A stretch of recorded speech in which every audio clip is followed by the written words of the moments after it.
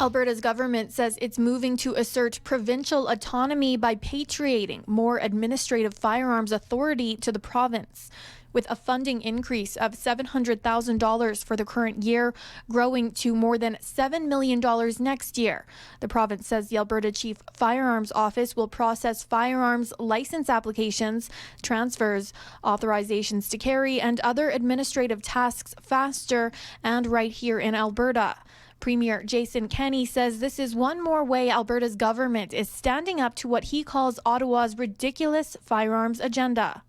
Alberta is also intervening in a constitutional challenge of federal legislation that has unilaterally labeled plastic as a toxic substance.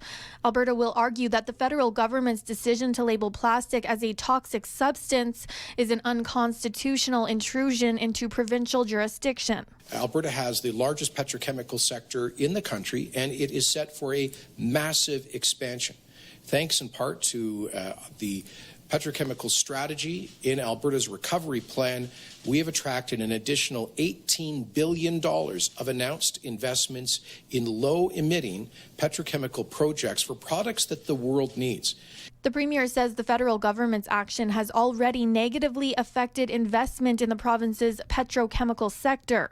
He says an analysis by the Ministry of Energy indicates that more than $30 billion is at risk because of the toxic designation. Kenney is also sending a letter to premiers across the country advising them of Alberta's intervention and asking them to take similar action.